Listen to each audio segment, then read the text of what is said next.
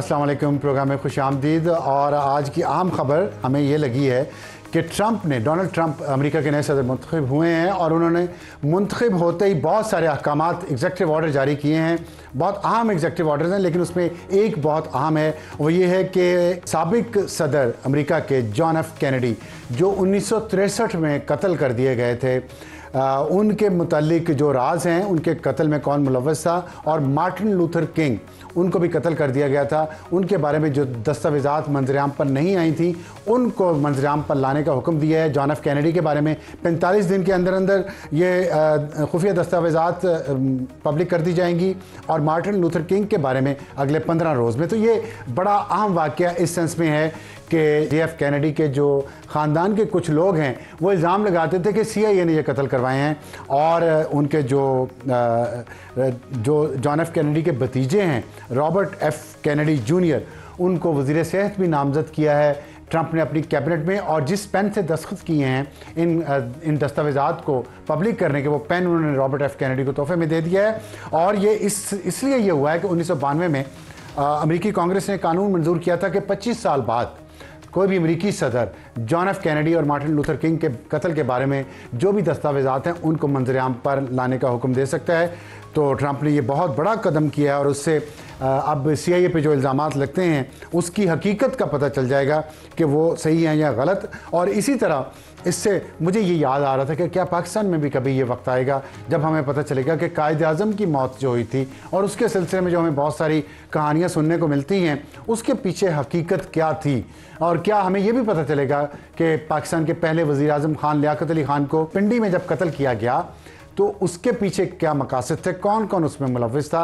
और उससे पहले एक जो तैयारा गिरा था जिसमें कुछ ऐसे जनरल्स भी जाँ भाग हो गए थे जिन्होंने आर्मी चीफ बनना था पाकिस्तान का, ये 50s की बात है, वो नहीं बन सके, फिर जनरल अयूब खान पाकिस्तान के आर्मी चीफ बने। और एक ये कि मोहतरमा फातिमा जिन्ना पुरस्कार हालात में उनकी मौत हुई, उसके ऊपर जो तहकीकात हुई उसमें कौन कौन मुलव्वस था। और इसके अलावा बहुत सारे वाक़यात हैं। महमूद रहमान कमीशन रिपोर्ट का वो हिस्सा जो पब्लिक नहीं किया गया, क्या पाकिस्तान के लोग भी इन तमाम सच से कभी आगाह हो सकेंगे या नहीं, ये तो आने वाला वक्त बताएगा। लेकिन हमें ये लगा कि अमेरिका ने एक रिवायत कायम की है, शायद इसका असर दुनिया पे भी हो, क्योंकि दुनिया अमेरिका की नकल करती है और हम तो अमेरिकी नकल में मरे जाते हैं। तो इस पे भी, इस काम पे भी अमेरिका की नकल कर लें। और बढ़ते अब हमारे आज के प्रोग्राम टॉप स्टोरी, मुज़ाकरात ख़त्म, खान का मुस्तकबिल क्या होगा। डोनाल्ड ट्रंप आ गए हैं और वहाँ पे लॉबिंग हो रही है इमरान खान के लिए, वो लॉबिंग कितनी कामयाब होती है, लेकिन यहाँ पे मुज़ाकरात ख़त्म हो गए हैं, इसका क्या असरात होगा खान साहब के मुस्तकबिल पे। हमें राना सनाउल्लाह साहब ज्वाइन करेंगे, मुशीर हैं वज़ीर आज़म के बराए सियासी उमूर। उसके अलावा हमारा हॉट इशू PTI की सियासत, सूबा खैबर पख्तूनख्वा नज़रअंदाज। मौलाना फजल रहमान साहब ने कहा है कि KP में हुकूमत नाम की कोई चीज़ नहीं है, कुरम एजेंसी में महंगाई शदीद तर हो गई है, वहाँ अभी तक काफ़िले जाने में बड़ी मुश्किलात हैं। और शौकत यूसुफ ज़ई रहनुमा पाकिस्तान तहरीक इंसाफ के, वो हमें पेशावर से ज्वाइन करेंगे। और हमारा आज का एडिटोरियल, पाकिस्तान के बच्चे गैर महफूज, कराची में 1 महीने में 3 बच्चे अगवा हो चुके हैं। ये मसला क्या कि दुनिया का जो दूसरा या तीसरा बड़ा शहर है कराची, वहाँ पे पुलिस इस काम के लिए तैयार क्यों नहीं है कि वो मॉडर्न लाइन्स पे काम करे और जराइम को कम करे। इस पे हम बात करेंगे हमारे आज के एडिटोरियल में। तो शुरू करते हैं हमारी स्टोरी और मुज़ाकरात ख़त्म, खान का मुस्तकबिल। हमें ज्वाइन किया है राना सनाउल्लाह साहब ने, जो मुशीर हैं वज़ीर आज़म के। राना साहब अस्सलाम वालेकुम। जी वालेकुम सलाम।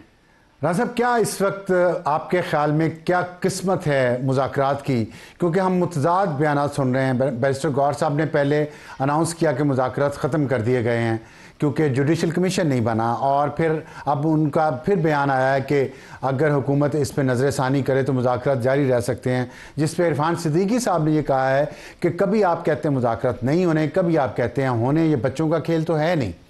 ये बच्चों का खेल नहीं है तो फिर इसको बच्चों के खेल की तरह क्यों ट्रीट किया जा रहा है? नहीं, देखें, ये तो इमरान खान साहब ने सियासत में, डेमोक्रेसी में ये बात इंट्रोड्यूस करवाई है। आज से कोई 10-12 साल पहले जब उनको रिकग्निशन मिली पॉलिटिक्स में, जो अक्टूबर 2011 का जलसा था, तो उसके बाद वो मुसलसल इस बात को लेके चले हैं कि मैंने किसी दूसरी सियासी जमात को तस्लीम नहीं करना, میں نے کسی کے ساتھ گفتگو نہیں کرنی. پولیٹیکل ڈائلاگ کو وہ سمجھتے ہیں کہ یہ کوئی غیر ممنوع چیز ہے، بلکہ وہ تو کہتے ہیں کہ میں نے کسی اور کو چھوڑنا ہی نہیں ہے. یہ ان کا جو ہے وہ بڑا یعنی جو ہے بڑا پسندیدہ سلوگن ہے. اور یہی کچھ انہوں نے 4 سال جو حکومت ان کی رہی ہے اس میں انہوں نے کیا، اور اسی وجہ سے اس وقت بھی ملک کی اکانومی تباہ ہوئی. ملک جو ہے وہ معاشی طور پہ تباہ ہونے کے ساتھ ساتھ سیاسی طور پہ بھی تباہی کا شکار ہوا. لیکن ایک دوسرے کو گالی دینا، ایک دوسرے کو دیکھ کے نفرت کرنا، یعنی نفرت کی سیاست اور یعنی جو ہے وہ اوئے توئے کی سیاست، ولگیرٹی کی سیاست، ایک دوسرے کو گالیاں دینے کی سیاست کو جو ہے انہوں نے اس کا جو ہے وہ بڑا ٹھیک ہے پرچار کیا، لوگوں کو کہا کہ یہ کرو. تو اب معاملہ یہ ہے کہ یہ 10 سال بعد اب آ کے کوئی ان کو ایک دفعہ یہ پتہ نہیں کس طرح سے ان کو یہ خیال آیا، تو انہوں نے ایک مذاکراتی کمیٹی بنا دی اور ان کو کہا کہ جی آپ مذاکرات کریں. لیکن تھرو آؤٹ اس کمیٹی کی گفتگو سے بھی ہمیں معلوم ہوتا تھا کہ انہیں بڑی پیچھے سے جو ہے وہ اس حد تک ہے کہ ایک میٹنگ کریں، اس کے بعد اگلی میٹنگ جو ہے وہ آپ نے پوچھ کے کرنی ہے. اچھا لیکن کوئی چیز لکھ کے نہیں دینی، جو لکھنا ہے وہ پہلے پوچھ کے لکھنا ہے. یہ تو ان کا کنٹرول ہوا نا پارٹی پہ، باقی سیاسی جماعتوں پہ بھی ان کے لیڈرز کا کنٹرول ایسے ہی ہے. آپ نے کہا 10 سال بعد اب ان کو یہ خیال آیا ہے، تو 10 سال بعد اگر انہیں خیال آ ہی گیا ہے تو پھر حکومت یا حکومتی اتحادی جو ہیں وہ ویسے ہی راستے پہ کیوں چل رہے ہیں جس پہ خان صاحب چلتے رہے ہیں، جس کو آپ لوگ تنقید کا نشانہ بھی بنا رہے ہیں؟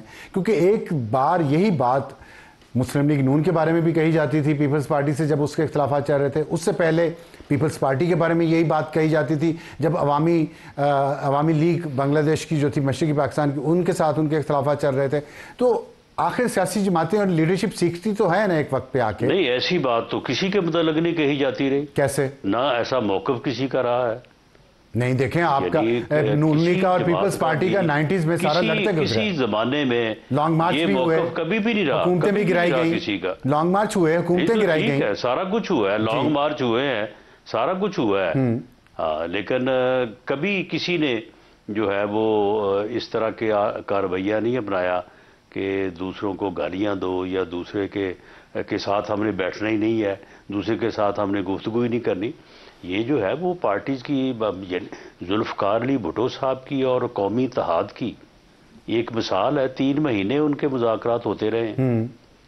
تو یہ رویہ تو کبھی کسی کا نہیں تھا جو رویہ یہ پچھلے 10 سال سے یا 12 سال سے. تو اب اگر ان کی سیاسی تربیت ہو گئی ہے یا عمران خان صاحب کا ہے، دیکھیں لیکن ان کی جو باہر موجودہ قیادت باہر جو ہے سوائے 1-2 لوگوں کے، عمر ایوب ہیں یا سلمان اکرم راجہ ہیں، جو ان کا کوئی اپنا مفاد ہو سکتا ہے اور جو وہ نہیں چاہتے مذاکرات کے ذریعے مسائل حل ہوں، لیکن باقی جو پی ٹی آئی کی سیاسی قیادت ہے، پڑھے لکھے لوگ ہیں، بیرسٹر گوہر جو ہیں خاص طور پہ، اور بہت سارے لوگ ہیں، وہ تو کہتے ہیں کہ مذاکرات ہونے چاہیے اور آگے بڑھنا چاہیے. تو پھر بڑا کیوں نہیں جا رہا؟ آپ کیوں ایسے ایلیمنٹس جو پی ٹی آئی کے اندر ہیں، جو فساد چاہتے ہیں اپنے ذاتی مفادات کے لیے، جن میں سے میں نے 2-3 کا نام بھی لیا ہے، ان کی آپ بھی تو پھر انہی کو مضبوط کریں گے؟ ان کو اتنی آزادی نہیں ہے. آپ مجھے بتائیں کہ مذاکرات جو ہیں وہ ایک مسلمہ طریقہ کار جو ہے مابین فریقین، جس طرح سے مذاکرات ہوتے ہیں کہ دونوں فریق آپس میں بیٹھتے ہیں، اس کے بعد ایک فریق چارٹر آف ڈیمانڈ دیتا ہے، دوسرا اس کا جواب دیتا ہے، ان میں سے پھر ایشوز فریم ہو کے کسی کامن جو ہے وہ پوائنٹ کے اوپر پہنچنے کے لیے گفتگو ہوتی ہے. یہی کچھ ہوتا ہے نا.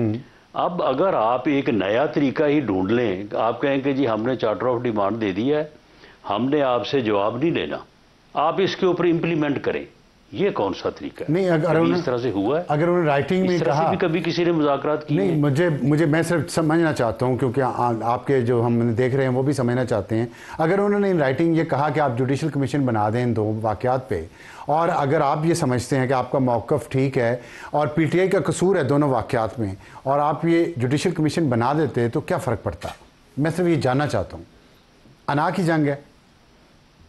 نہیں، یہ جو چارٹر آف ڈیمانڈ انہوں نے جو دیا ہے ہمیں، یہ ہمیں انہوں نے حکم دیا ہے، ان کا یہ حکم ہے، اس حکم کے اوپر ہم عمل کریں. نہیں مطالبہ ہے وہ بھئی انہوں نے چارٹر آف ڈیمانڈ دیا، اس کا ہم نے جواب دینا ہے نا. 7 ورکنگ ڈیز میں جو 28 تاریخ کو پورے تو اس کا ہم جواب دیں گے. جو جواب ہم دیں گے اس کو کسی دلیل کے ساتھ دیں گے نا. اس کے بعد پھر ہمارے ساتھ وہ بیٹھ کے بات کریں. اگر ان کی دلیل زیادہ مضبوط ہوئی تو اس کے اوپر بھی سمجھوتا ہو سکتا ہے، ایگریمنٹ ہو سکتا ہے. اگر ہماری دلیل مضبوط ہوئی تو ہمیں بھی حق حاصل ہے کہ ہم ان کو کنونس کریں. اچھا مجھے یہ بتائیے گا کہ لیکن یہ طریقہ کار کہ میں آپ کو ایک ڈیمانڈ اپنی لکھ کے دوں اور اس کے بعد کہوں کہ جی میں نے بات اب کوئی نہیں کرنی، نہ میں نے آپ کی بات سننی ہے، نہ آپ کا جواب لینا ہے، آپ اس کے اوپر عمل کریں، یہ تو پھر حکم ہوا. آپ کی باتوں سے یہ لگ رہا ہے، مذاکرات تو نہ ہوئے. رانا صاحب آپ کی باتوں سے یہ لگ رہا ہے کہ آپ لوگوں کو پی ٹی آئی کی جو قیادت ہے، خاص طور پہ عمران خان، اس پہ ٹرسٹ نہیں ہے. آپ سمجھتے ہیں کہ وہ اس طرح کی باتیں کر کے کچھ نہ کچھ منوا کے اور وہ مذاکرات سے فرار حاصل کرنا چاہ رہے ہیں؟ نہیں، فرار تو ہمیں جو معلوم پڑ رہا ہے وہ تو فرار کل سے ہی انہوں نے اختیار کر لیا ہے. حالانکہ 7 ورکنگ ڈے جو ہے وہ 28 کو پورے ہو رہے ہیں. تو یہ اب ان کی اپنی تو کیا وجہ ہے اس کی؟ آپ کے خیال میں کیا اس کی وجہ یہ ہے کہ امریکہ میں ڈونلڈ ٹرمپ نے حلف اٹھا لیا ہے اور وہاں پہ ڈونلڈ ٹرمپ کی جو کابینہ کے بہت سے اراکین ہیں، کانگریس مین بھی ہیں، وہ ٹویٹس بھی کر رہے ہیں کہ عمران خان کو رہا کیا جائے. اور کل ہم نے دیکھا کہ وہاں کچھ کانگریس مین کو کچھ کو بریفنگ دی گئی پاکستانیوں کی طرف سے، وہ پاکستانی جو ہماری اسٹیبلشمنٹ کے بہت قریب رہے ہیں یہاں پہ. تو ان کی وجہ سے آپ کو یہ لگ رہا ہے کہ اب کوئی وہاں سے دباؤ آئے گا، اس لیے حکومت مذاکرات کرنا چاہ رہی ہے اور خان صاحب پیچھے ہٹ رہے ہیں؟ نہیں، یہ فضول چیزیں ہیں. یہ صرف ویسے ہی، کیونکہ آخر کوئی نہ کوئی بات تو کرنی ہوتی نا. ہر وقت میڈیا میں کوئی نہ کوئی خبر، کوئی نہ کوئی بات، کوئی نہ کوئی سودا تو موجود ہونا چاہیے نا بکنے کے لیے. تو یہ بس یہ گفتگو صرف اسی طرح کی ہے. نہیں، سودا اگر ہوتا تو آپ کے وزیر داخلہ محسن نقوی واشنگٹن پہنچے ہوئے ہیں، ان کی یہاں اتنی ڈھیر ساری خبریں چل رہی ہیں، تصویریں چل رہی ہیں. نہیں تو وہ واشنگٹن کون؟ نہیں تو وہ ٹھیک ہے، وہ اپنے طور پہ گئے ہیں وہاں پہ، اپنے جو ہے وہ دوستوں سے، اپنے ملنے والوں سے ملیں گے. کوئی سرکاری طور پہ اس تقریب میں شرکت کے لیے پاکستان کی طرف سے کوئی وفد نہیں گیا. اور باقی جہاں پہ لابیز کا تعلق ہے تو وہاں پہ ایک لابی سسٹم ہے، تو یہ لوگ بھی لگے ہوئے اپنی لابیز کرنے. باقی لوگ بھی جو ہے وہ اپنی لابیز وہاں پہ کر رہے ہیں. انہوں نے بھی وہاں پہ کافی پیسے پوسے بھی خرچ کیے ہیں، لیکن ان چیزوں کا کوئی وہاں پہ کوئی نہیں. لابنگ کا فرق نہیں پڑتا تو پھر آپ کی حکومت کیوں کر رہی ہے لابنگ کا اگر فرق نہیں پڑتا تو؟ لیکن کوئی فرق نہیں پڑے گا ہمیں بھی. تو آخر ان کی لابی کرنے کی صلاحیت کا بھی جو یہ کر رہے ہیں، جن لوگوں سے مل رہے ہیں، تو اس کی ہمیں بھی خبر ہے. یہ بالکل ان کی غلط فہمی ہے. اور خبر ہونے سے کیا ہوگا؟ خبر ہونے سے کیا ہوگا؟ آپ کچھ کر تو پا نہیں رہے، وہ مل رہے ہیں. اگر غلط کام کر رہے ہیں تو آپ نے کیا کر لیا؟ وہ پاکستان کے خلاف پروپیگنڈا کر رہے ہیں. آپ کو یاد ہے موہت پیرزادہ کو آپ کی حکومت دبئی سے واپس لے گئی تھی جب وہ کسی کیس میں وہاں پکڑے گئے تھے اپنے والد صاحب کا انگوٹھا لگواتے ہوئے؟ آپ کو یاد ہے وہ واقعہ؟ نہیں تو پروپیگنڈا، نہیں تو پروپیگنڈے کا جواب پروپیگنڈے کا توڑ ہوتا ہے کہ ایک آدمی آپ کے خلاف پروپیگنڈا کر رہا ہے تو آپ اس کا جہاں پہ آپ مناسب سمجھیں جو ہے وہ اس کا جو ہے وہ کلیریفائی کریں، اس کا جواب دیں. تو پروپیگنڈے کا جواب تو پھر یہی ہوتا ہے نا. اور پروپیگنڈے سے متاثر ہونا یا پروپیگنڈے سے خوفزدہ ہونا تو اس کا جواب نہیں ہوتا. تو آپ پھر اس کا جواب کیا ہے آپ کے پاس کہ پریزیڈنٹ ٹرمپ کے وہاں آنے سے آپ کے خیال میں ان کا پاکستان میں انٹرسٹ ہوگا عمران خان کے حوالے سے یا کسی اور حوالے سے ہوگا؟ ٹرمپ جو ہے وہ امریکہ کے صدر منتخب ہوئے ہیں. امریکہ کا کانسٹیٹیوشن جو ہے وہ انہیں پاورز جو دیتا ہے وہ امریکہ کی حد تک دیتا ہے. پاکستان کے اوپر ان کا کوئی کنٹرول نہیں ہے، نہ کوئی پاکستان ان کے کسی حکم کا یا ان کے کسی ٹویٹ کا یا ان کی کسی خواہش کا پابند ہے. نہ انہوں نے ابھی تک کوئی اظہار کیا ہے. اگر اظہار کریں گے تو انہیں قانون، قاعدے اور بین الاقوامی جو رولز ہیں اس کے مطابق انہیں ان کی خدمت میں جواب پیش کر دیا جائے. جو کچھ ابھی اس وقت تک ہمیں معلوم ہوا ہے، جس طرح کی وہاں پہ لابنگ ہو رہی ہے جس کا آپ نے بھی ذکر کیا، اگر پریزیڈنٹ ٹرمپ پاکستان کی آرم ٹویسٹنگ کرتا ہے عمران خان والے ایشو پہ اور اس کے بدلے کوئی اور کام پاکستان سے کروانا چاہتا ہے تو پاکستان کا کیا جواب ہوگا؟ نہیں، پاکستان کو بالکل، پاکستان ایک ساورن سٹیٹ ہے، اسے کوئی حق نہیں پہنچتا ٹرمپ صاحب کو کہ وہ کوئی اس قسم کا مطالبہ یا اس قسم کی بات جو ہے وہ پاکستان سے کریں، اور اگر وہ کریں گے تو انہیں جو بین الاقوامی ڈپلومیٹک قانون، قاعدہ، ضابطہ ہے تو اس کے مطابق انہیں جو ہے وہ جواب دیا جائے گا۔ لیکن ہمارے پاس اس سے گھبرانے والی بات نہیں ہے۔ گھبرانے والی بات تو نہیں ہے، لیکن ہم گھبرا تو جاتے ہیں اکثر امریکہ کا دباؤ جب آتا ہے۔ اگر ہم ماضی دیکھیں پاکستان کا، سوائے ایک دو مواقع کے، ہم اکثر گھبرا جاتے ہیں۔ تو اگر پھر دوبارہ اس دفعہ گھبرا گئے تو کیا ہوگا؟ نہیں، کوئی ایسی بات نہیں ہے۔ ماضی میں بھی اس قسم کی، میں اب وہ مثالیں نہیں دینی چاہتا کہ جب بڑی بڑی اپیلیں ہوئیں تو کیونکہ وہ بھی یعنی کوئی اچھی یادیں نہیں ہیں، تو جب کسی ساورن ملک نے اپنے مفاد میں فیصلہ کرنا ہوتا ہے اور جو وہاں پہ لوگ یعنی برسر اقتدار ہوں، انہوں نے اپنے معاملات کو اس کے مطابق دیکھنا ہوتا ہے، تو یہ اس قسم کی جو ہے وہ خواہشات جو ہیں ان کی کوئی اہمیت نہیں ہوتی۔ اچھا، نہ کبھی ماضی میں رہی ہے اہمیت۔ نہیں تو آپ فرض، میں نے کہا کہ اگر وہ کہتے ہیں، انٹرفیئر کرتے ہیں، کیونکہ ہمیں جو بات پتہ چلی ہے وہ یہ ہے کہ عمران خان کے ایشو پر پاکستان کی آرم ٹویسٹنگ کی جا سکتی ہے اور اس کے بدلے پاکستان سے کچھ اور کام کروائے جائیں گے۔ کیا یہ ممکن ہے ایسا؟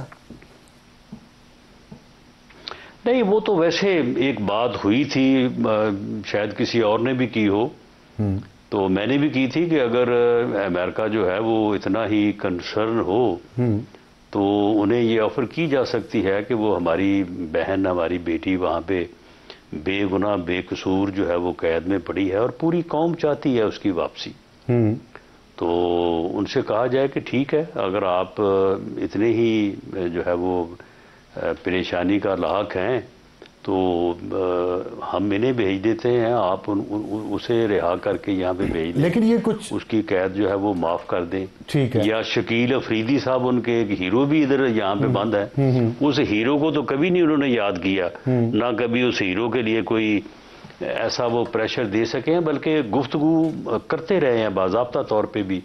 انہوں نے متعدد بار جو ہے وہ حکومت پاکستان سے اور مختلف حکومتوں سے یہ کہا ہے کہ اس کی کسٹڈی کے لیے، اچھا، لیکن جب حکومت نے یا ریاست نے یہ مناسب نہیں سمجھا یا پاکستان کے مفاد میں نہیں سمجھا تو اس چیز کو نہیں مانا گیا۔ لیکن یہ کچھ عجیب سی بات نہیں ہوگی کہ عافیہ صدیقی، طوفان کھڑا کر دیا۔ عافیہ صدیقی جو پاکستان کی شہری ہیں ان کو آپ واپس لا رہے ہیں اور پاکستان کے ایک شہری عمران خان کو آپ امریکہ بھجوا رہے ہیں، یہ کچھ عجیب سا معاملہ نہیں ہو جائے گا؟ نہیں، یہ تو ویسے جب ایک آرگومنٹ جو ہے نا وہ جواب الجواب ہو رہا ہو، یعنی اب دیکھ رہے ہیں یہ ساری کہانی جو ہے جس کا کوئی وجود ہی نہیں ہے، لیکن آپ نے تو اس کو ایک مہمہ بنایا ہوا ہے نا کہ جناب یہ ہوگا، ایسے ہوگا، اگر ایسے ہو گیا تو وہ تو پھر بات سے بات کا جواب نکلتا ہے نا، تو اس طرح سے جو ہے یہ بات ہوئی ہے۔ تو میں تو بنیادی طور پہ یہ کہتا ہوں کہ یہ سوال ہے ہی نہیں۔ ٹرمپ صاحب جو ہیں وہ، ان کی جو جیسی طبیعت ہے وہ ایسا ہو سکتا ہے کہ کسی دن وہ ٹویٹ کر دیں یا کسی دن وہ گفتگو بھی کر دیں، ہو سکتا ہے سچ، لیکن اس معاملے میں آن اے سیریس نوٹ جو میری اسیسمنٹ ہے وہ کبھی بات نہیں کریں گے۔ ٹھیک، اچھا یہ بتائیے گا، پاکستان پیپلز پارٹی کے ساتھ، پاکستان پیپلز پارٹی ناراض لگتی ہے نون لیگ کے ساتھ، تو آپ بتائیے گا کہ کیا وہ کیبنٹ کے ممبر بن رہے ہیں جو کیبنٹ ایکسپینشن ہونی ہے اور ابھی تک نہیں ہو پا رہی؟ دیکھیں، پیپلز پارٹی کا مجھے جو تھوڑے دن پہلے کی انفارمیشن ہے، کیونکہ پیپلز پارٹی کو کیبنٹ میں شمولیت کی آفر تو ہر وقت ہے، ہمیشہ سے ہے، جب گورنمنٹ فارم ہوئی تھی اس وقت سے ہے، لیکن پیپلز پارٹی نے ہمیشہ یہ کہا کہ جی ہماری سینٹرل ایگزیکٹو کمیٹی جو ہے اس کا فیصلہ ہے، تو ہم دیکھیں گے اگر اس فیصلے وہاں سینٹرل ایگزیکٹو کمیٹی میں اگر کوئی لچک ہوئی اور وہاں سے ہم اگر فیصلہ جو ہے وہ ریورس کروا سکے تو پھر ہم شامل ہو سکتے ہیں. تو آج تک کی پوزیشن تو یہ ہے کہ ان کی سینٹرل ایگزیکٹو کمیٹی نے یہ فیصلہ ریورس یا اس کو ریویو نہیں کیا. لیکن مجھے شاید میں نے کل کسی جگہ مجھے معلوم ہوا تھا کہ شاید ان دنوں میں پیپلز پارٹی کی سینٹرل ایگزیکٹو کمیٹی کی میٹنگ ہو رہی ہے. تو یہ ایک آپ پاسبلٹی دیکھ سکتے ہیں کہ شاید وہ اس فیصلے کو ریویو اگر کریں تو پھر وہ شامل ہو جائیں گے، ورنہ وہ اپنی سینٹرل ایگزیکٹو کمیٹی کے فیصلے سے آپ کیا چاہتے ہیں کہ وہ شامل ہو جائے کیبنٹ میں؟ نہیں، یہ تو کچھ نہیں کہا جا سکتا. نہیں، آپ چاہتے ہیں، میں نے خواہش کی آپ کی خواہش پوچھی ہے، نون لیگ کی کیا خواہش ہے کہ وہ شامل ہو جائیں؟ نہیں، خواہش سے مراد یہ ہے کہ جب گورنمنٹ فارم ہوئی ہے اسی وقت ان کو آفر تھی. اچھا، اسی وقت یہ خواہش تھی. ٹھیک. ہاں، تو ابھی یہ جو ان کا یہ فیصلہ ان کا یہ تھا کہ فیصلہ کہ ہماری سینٹرل ایگزیکٹو نے یہ ڈیسائیڈ کر دیا ہے تو اس لیے ہمارے لیے ٹھیک. آخر میں یہ بتا دیجیے گا کہ جو دریا سندھ کے پانی کے ایشو پہ پاکستان پیپلز پارٹی کا موقف مختلف وفاق سے، یہ جھگڑا بڑھے گا یا کم ہو جائے گا؟ یہ جھگڑا ہونا ہی نہیں چاہیے. اچھا. جب صوبوں کے پانی کا فیصلہ 1991 کے ایکارڈ کے مطابق ہو چکا ہوا ہے اور اسے ہوئے بھی تقریباً کوئی 35 سال ہو گئے ہیں، تو اب نئے سرے سے اس جھگڑے کو کرنے کی ضرورت ہی نہیں ہے. ہاں، پیپلز پارٹی کی اگر اس بات میں وزن ہے کہ وہ کہتے ہیں کہ جی اس کے مطابق ہمیں ہمارا حصہ نہیں مل رہا، وہ ملنا چاہیے. ٹھیک. وہ بالکل ملنا چاہیے. ٹھیک. اور جو حصہ پنجاب کا ہے، پنجاب اس میں سے ایک نہر نکالے یا 10 نکالے، وہ تو پھر پنجاب کا کام ہے نا. پنجاب جو ہے وہ اپنے حصے کو جس طرح سے بھی استعمال کرنا چاہے. ٹھیک. بہت شکریہ رانا ثناءاللہ صاحب ہم سے بات کرنے کا. وقت تو ایک بریک کا، بریک کے بعد واپس آئیں گے تو ہمارا آج کا ہاٹ ایشو.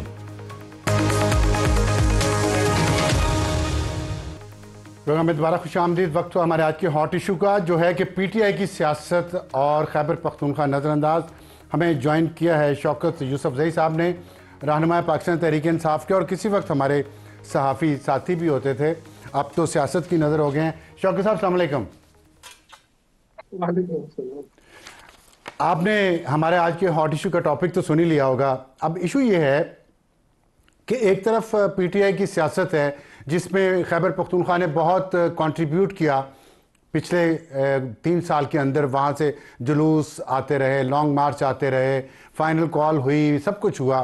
وہاں کی لیڈرشپ بھی اس میں موجود تھی اور وہ لیڈ بھی کر رہی تھی. اب ایشو یہ ہے کہ لوگوں کی شکایت ہے، وہاں کی اپوزیشن بھی یہ کہہ رہی ہے کہ خیبر پختونخوا نظر انداز ہو گیا ہے. وہاں جو امن و امان کی صورتحال ہے اور وہاں پہ جو سرکاری ملازمین ہیں ان کے اندر جو بے چینی ہے، بار بار وہ مظاہرے کر رہے ہیں، ان پہ آپ کی حکومت تشدد بھی کرتی ہے لیکن ان کے مطالبات پوری نہیں ہو رہے. بجلی چوری ہو رہی ہے، امن و امان کی صورتحال خراب ہے، بے روزگاری ہے، ہاسپٹل سکولز کے حالات ٹھیک نہیں ہیں. اس پہ بتائیں کہ یہ الزام آپ پہ درست ہے کہ آپ کی جو حکومت ہے خیبر پختونخوا کی، جس کو 12 سال ہو گئے ہیں، وہ سیاست کی نظر ہو گئی ہے اور عوام سفر کر رہے ہیں؟ بسم اللہ الرحمن الرحیم. بہت شکریہ. دیکھیں، اگر چارج شیٹ اگر ہم بنانے شروع کریں تو جو پیپلز پارٹی اور نون لیگ کی حکومتیں رہی ہیں اس کی بے شمار چارج شیٹ بن سکتی ہیں. بالکل بن سکتی کہ آج تک معیشت درست نہیں ہو سکی تو یہ اتنی لوگوں کی حکومتیں رہی ہیں. اور اسی طرح اگر آپ ہمارے بی آئی ٹی پہ کتنے اعتراض ہوتے رہے، لیکن 2022 سے کراچی کی بی آئی ٹی شروع ہے اور ابھی بھی وہ کہہ رہے ہیں 2 سال اور لگیں گے. تو چارج شیٹ تو بہت ساری لگ سکتی ہے، لیکن دیکھیں یہ بات کہنا کہ جی جلد سے جلوس کر رہی ہے خیبر پختونخوا سے، اس لیے یہ نظر انداز ہے بالکل غلط. میں آپ کو اگر عوامی اس کو بتاؤں کہ یہاں پہ لوگوں کے لیے کیا ہو رہا ہے، آپ صرف ایک ہیلتھ کے سسٹم کو ہی دیکھ لیں تو 20 ارب روپے ابھی تک 11 مہینے میں لگ چکے ہیں اور 7 لاکھ لوگوں کو فری علاج ہوا ہے. تو لوگ سفر نہیں ہو رہے ہیں لوگ دیکھیں. اور جہاں تک امن و امان کی صورتحال ہے تو یہ تو 20-25 سال ہو گئے کہ صوبہ دہشت گردی کا شکار ہے. باقی تو دیکھیں میچنگ یہاں پہ ایسا نہیں ہے جس طرح کراچی میں یہ جو چھوٹے موٹے کرائم ایسے نہیں ہے، جو اسٹریٹ کرائم جس طرح کراچی اور لاہور اور دوسری جگہوں پہ ہے. دہشت گردی جو ہے یہ تو ایک فنامنا ایسا ہے کہ جو بلوچستان میں بھی ہو رہی ہے دہشت گردی، खैबर पख्तूनख्वा में भी हो रही है, क्योंकि अफगानिस्तान के बॉर्डर लगे हुए हैं। और उसमें फिर सिर्फ ये इल्जाम सूबे को नहीं दिया जा सकता, वो फिर वफाक भी उसमें पूरी की पूरी जिम्मेदार है, क्योंकि बॉर्डर सिक्योरिटी जो है वो उनके हाथ में, वो उनके जिम्मेदारी बनती है। अच्छा, ये बताइएगा तो बाकी देखें इस सूबे ने, जी मैं इस सूबे ने जो अब तक परफॉर्म किया है वो भी आप सुन रहे हैं, माशी तौर पे भी, कि हमने अभी तक जो है ना, देखिए हम जब इक़्तिदार संभाला था तो 3 महीने की तनख्वाहें रहती थी, निगरान ने नहीं की थी, कहते जी पैसा नहीं है सूबे के पास। और ये अली अमीन गंडापुर की हुकूमत आई, उन्होंने न सिर्फ वो 3 माह की तनख्वाहें खत्म की, बल्कि 40 अरब रुपए उन्होंने रख दिए हैं पेंशन के मद में, और 30 अरब रुपए का कर्जा वापस किया है। तो मतलब ये ऐसा नहीं है, हमारे मुखालिफ हुकूमत बैठी है मरकज। तो फिर इतने मुजाहरे क्यों हो रहे हैं आपके खिलाफ?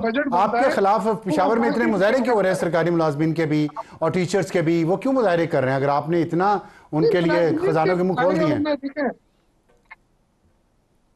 नहीं, मुजाहिरीन ये तो हर साल आपको पता है जब बजट करीब आता है तो हर जगह ये सिचुएशन होती है। जनवरी में कौन सा बजट?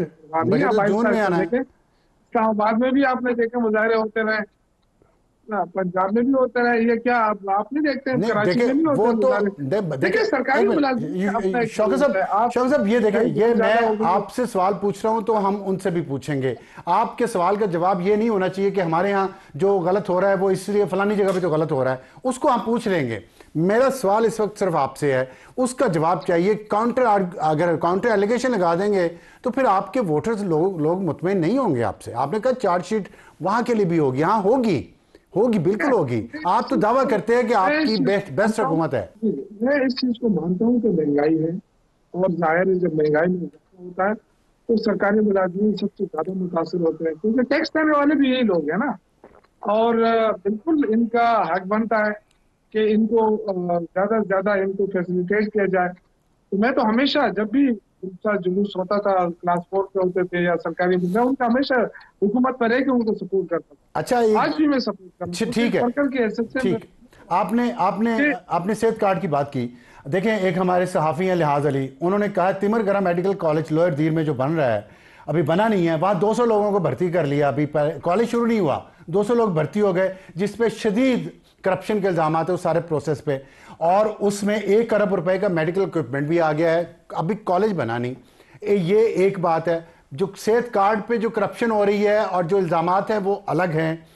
यहाँ पे एक तासुर ये है, ये तासुर है, मैं इसलिए मैं ये नहीं कह रहा कि वाकई ऐसा, तासुर ये है कि सूबा खैबर पख्तूनख्वा से बहुत बड़ी तादाद मरीजों की पिंडी और इस्लामाबाद का रुख करती है और यहाँ से इलाज करवाती है। डेरा इस्माइल खान और टांक जो हैं वो बॉर्डर एरियाज नहीं हैं, लेकिन वहाँ पे रात को आम आदमी बल्कि सरकारी मुलाजमीन को बाहर जाने पे पाबंदी है, वहाँ अमन अमान की ये सूरत हाल है। ये 2 बातों का तो आप जवाब देना। पहले करप्शन के इल्जाम लगते हैं महफूजों के ऊपर होते हैं। आपको पता है जब बीआरटी बन रही थी तो कितने इल्जाम लगे थे, और जब निगरान हुकूमत आई उन्होंने पूरा छान मारा कि 1 रुपए की करप्शन नहीं ला सके। तो इल्जाम लगाना तो बड़ा आसान होता है कि जी देखिए अभी आपने कहा कि धीर में वो बन रहा है, अभी ये करप्ट किया हो गया। ये अगर आप हकीकत जानने की कोशिश करेंगे तो फिर बीच में कुछ भी नहीं निकलेगा, क्योंकि ये मैं चूंकि वो देख चुका हूँ, जो कमेटी होती है, जब ऑडिट कमेटी होती है तो मैं उसका चेयरमैन रहा हूँ काफी हद तक, और बड़े बड़े करप्शन के केस आते थे, जब उसको सामने लाया जाता है उसमें कुछ भी नहीं होता। तो इस तरह के इल्जाम तो अपनी जगह, लेकिन आपकी सूबाई काबीना में से लोगों को निकाल दिया गया इस इल्जाम पे कि वो करप्शन कर रहे हैं। आप कहते हैं कि उसमें वजन नहीं होता। काबीना से किसको निकाला? आपने पिछले दौर में ये इलेक्शन से पहले करप्शन नहीं, ये तो अच्छी बात है ना। अगर उसको उनके खिलाफ हमारे तो पैसे रिकवर हुए, सजा मिली उनको। देखिए इंक्वायरियां होती रही है, बिल्कुल। जब सिर्फ इल्जाम भी लगे ना करप्शन का, तो इमरान खान ने तो ऐसा चीज कभी किसी को माफ नहीं किया। आप कह रहे हैं अभी देखें, मैं इसको कंफर्म नहीं कर सकता, लेकिन मिशाल यूसुफजई पे ये इल्जामात लग रहे हैं जब से बुशरा बीबी पेशावर गई हैं इसी तरह के। ये अब आप मुझे बताइए, अगर तासुर बन रहा है तो उसके पीछे कुछ ना कुछ तो होगा ना। ये खैबर पख्तूनख्वा से ये तासुर निकल रहा है बाहर। नहीं, मेरे ख्याल नहीं कि मिशाल यूसुफजई को करप्शन पे निकाला गया है। मेरा नहीं ख्याल है, उनको करप्शन पे नहीं निकाला गया, कुछ और वजूहत थी। جو بھی وجوہات تھی، لیکن الزام تو یہ لگا رہے ہیں نا، اور لوگ ہمیں جب ملتے ہیں تو کہتے ہیں جی کہ یہ مال پکڑ رہی ہیں ان کے بیہاف پہ، ایسی باتیں کی جاتی ہیں. یہ صحیح ہے، یہ غلط ہے؟ الزام لگانا جو ہے نا یہ تو بڑا آسان کام ہے. نہیں یہ غلط ہے، الزام جو صحیح ہے. ثبوت ہو کہ بات ہو، ابھی تک نہیں ابھی تک تو دیکھیں ان کے خلاف کوئی ایسا مشال یوسفزئی کے خلاف کوئی ایسا کیس نہیں آیا کہ کیس نہیں آیا. کیس نہیں، میں کیس کی بات نہیں کر رہا، میں کہہ رہا ہوں الزام صحیح ہے، یہ غلط ہے. غلط ہے. اچھا ٹھیک، چلیں آگے بڑھتے ہیں. ٹھیک ہے آگے بڑھتے ہیں. اوکے آگے بڑھتے ہیں. مولانا فضل الرحمان صاحب نے فرمایا کہ کے پی میں حکومت نام کی کوئی چیز نہیں ہے، امن و امان کی صورتحال انتہائی خراب ہے. آپ مولانا فضل الرحمان آپ کے اتحادی بھی ہیں کسی طریقے سے، بہت بڑے لیڈر ہیں، خیبر پختونخوا سے ہیں، وہ یہ بات کر رہے ہیں، تو اب آپ اس کو تو الزام نہیں کہہ سکتے نا. دیکھیں ہم مولانا فضل الرحمان صاحب کو آج حکومت حوالے کر دیں تو سب ٹھیک ہوگا. جب حکومت تو نہیں ہوتا تو کچھ بھی ٹھیک نہیں ہوتا. یہی جب وہ پی ڈی ایم کے سربراہ تھے تو پیپلز پارٹی بھی اچھی جا رہی تھی، نون لنک بھی اچھی جا رہی تھی، لیکن آج وہ دونوں ان کے کیونکہ وہاں سے نکل چکے ہیں تو وہ دونوں ان سے اب برے لگ رہے ہیں. تو مولانا فضل الرحمان صاحب کی بات غلط ہے. اپوزیشن ان کا حق ہے، وہ اپوزیشن میں ان کا حق ہے کہ وہ یہ بات کرے. دیکھیں نا کرم میں کتنے لوگ مارے گئے، ابھی بھی وہاں پہ راستہ کھل نہیں سکا، ڈپٹی کمشنر پہ فائرنگ ہوئی. اب آپ کہہ دیتے ہیں کہ وہ بارڈر ایریا، وہاں پہ مٹر کا ریٹ اس وقت مٹر کا 750 روپے کلو ہے، پیاز 600 روپے کلو، ٹماٹر 450، گوبھی 500، گوبھی 500 روپے. یہ وہاں لوگوں کے کہاں سے خریدیں گے؟ کرم کا ایشو جو ہے نا وہ ابھی جتنا فوکس کیا جا رہا ہے، آپ کو پتہ ہے پورے مطلب سیکورٹی ادارے سب مل کر لگے ہوئے ہیں. یہ کوئی عام ایشو نہیں ہے، ہمارے اپنے لوگوں کا ایشو ہے. اس میں کچھ شک پسند عناصر گھس آئے ہیں، ان کو دیکھیے. میں نے آپ کو کہا کہ کیونکہ بارڈر قریب ہے، دہشت گردی کے واقعات ہوتے ہیں، لیکن جو مقامی لوگ ہیں وہ شک پسندی نہیں کر رہے ہیں. ٹھیک ہے، نہ ہم ان پہ اندازن لیکن وہاں مہنگائی کا آپ عالم دیکھیں نا، لوگ وہاں ان کا روزگار ختم ہے، مہنگائی اتنی زیادہ ہے. آپ اندازہ لگائیں، کوئی سوچ سکتے ہیں مٹر 750 روپے کلو، اتنے مہنگے کس چیز کے قیمتی وہ ہیرے؟ بھائی جب دہشت گردی کے خلاف جنگ ہو رہی تھی تو آپ کو پتہ ہے کہ سوات سے پورا ڈسلوکیٹ ہو گیا تھا سوات کے لوگ، اور اسی طرح وزیرستان میں جب آپریشن ہوئے تو سارے لوگوں کو تکلیف تو ہوتی ہے، اس میں کوئی شک نہیں ہے. ٹھیک ہے، لیکن جب دہشت گردی سے آپ نے نمٹنا ہوتا ہے تو بہت سارے پرابلم فیس کرنا پڑتا ہے. تو اس میں آپ کا فرض ہے نا کہ آپ وفاقی حکومت کے ساتھ مل کے بیٹھیں اور اس کا کوئی حل نکالیں، امن و امان کا جو سب کہہ رہے ہیں، وفاقی حکومت سے بھی بات کریں. یہ تو وفاقی حکومت کا اپنے بھی ریسپانسبلٹی ہے کہ وہ رابطہ کرے صوبے سے. گورنر راج تو نہیں لگا سکتی نا، آپ کو بیٹھنا پڑے گا ان کے ساتھ، آپ کو بیٹھنا پڑے گا. الحمدللہ سیکورٹی اداروں کے ساتھ دیکھیں پوری قوم کھڑی ہے، وہ دہشت گردی کے خلاف جنگ ہو رہی ہے. ٹھیک، اور اس میں الحمدللہ پورے پاکستان کھڑا ہے اپنے اداروں کے ساتھ. تو ایسی بات نہیں ہے کہ مطلب ادارے کوئی وہ ہے، ہم اداروں کے ساتھ مل کر کام کر رہے ہیں. جو اس وقت آرمی ہے، ہماری پولیس ہے، وہ لگی ہے، ٹارگیٹڈ آپریشن بھی ہو رہا ہے. تو دیکھیں ہجوم میں کام کرنا بہت مشکل ہوتا ہے. ٹھیک ہے، اب اگر اس طرح جس طرح ہمارا 26 نومبر کو ہمارے احتجاج کو جس طریقے سے سپلائی کیا گیا اس طرح تو ہم نہیں کر سکتے نا. ٹھیک ہے، بہت شکریہ اپنے لوگ شوکت یوسفزئی صاحب ہم سے بات کرنے کا. اور وقت ہے بریک کا، بریک کے بعد واپس آئیں گے تو ہمارا آج کا ایڈیٹوریل پاکستان کے بچے غیر محفوظ کیوں، کراچی میں کیا ہو رہا ہے، ایک چھوٹے سے بریک کے بعد. اور وقت ہوا ہمارے آج کے ایڈیٹوریل کا، اور یہ بہت اہم ایڈیٹوریل ہمارے پاکستان کے بچوں کے بارے میں جو دن بدن غیر محفوظ ہوتے جا رہے ہیں. اور اس میں بدقسمتی سے پورے ملک میں یہی حالات ہیں. پاکستان میں تقریباً 2.5 کروڑ بچے اسکولوں سے باہر ہیں، 3 میں سے ایک بچہ اسکول نہیں جاتا. پاکستان پورے کا یہ حالات ہیں. اور پھر یہ ہو رہا ہے کہ بچے اغوا بہت ہو رہے ہیں. اور کراچی میں آپ نے دیکھا کہ حال ہی میں کچھ واقعات ایسے ہوئے ہیں جس سے یہ ایشو بہت زیادہ لوگوں کے دلوں کو افسردہ کر رہا ہے. اور یہ اس پہ ہم اس کو اس لیے ہائی لائٹ کرنا چاہ رہے ہیں کہ تمام صوبائی حکومتوں کی یہ ذمہ داری ہے کہ وہ ان واقعات کا سدباب کریں. اور کراچی میں جو سال کے پہلے مہینے میں 3 بچے اغوا ہوئے ہیں، کراچی کا میں اس لیے کہہ رہا ہوں کہ بڑا شہر ہے, پاکستان کا سب سے بڑا شہر ہے, اور اس میں جو واقعہ بھی ہوتا ہے وہ میڈیا کا فوکس ضرور بنتا ہے اور اس سے اویئرنیس پھیلنی چاہیے باقی ملک میں بھی جو کچھ ہو رہا ہے.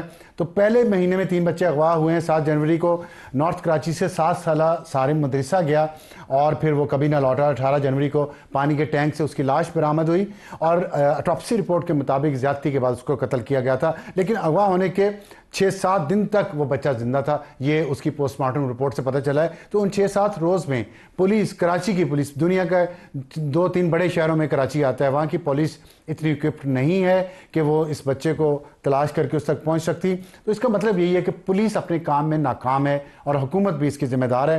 اور پھر اس کے بعد یہ ہوا کہ 14 جنوری کو بھی 2 بچے کراچی میں 5 سالہ علیان اور 6 سالہ علی رضا گارڈن ویسٹ کے علاقے سے لاپتہ ہیں اور ابھی تک ان بچوں کا کوئی پتہ نہیں چل سکا. اور پولیس کی جانب سے اس واقعے کو اغوا کی بجائے گمشدگی کا واقعہ دیا جا رہا, کہا جا رہا ہے, اور 5 لاکھ روپے انعام بھی رکھا گیا ہے. سندھ پولیس کا بجٹ جو ہے سال کا 2024-25 کا وہ 172 ارب روپے ہے. بجٹ بہت زیادہ ہے, لیکن پولیس اور رینجرز کراچی کو محفوظ بنانے میں مکمل ناکام ہیں.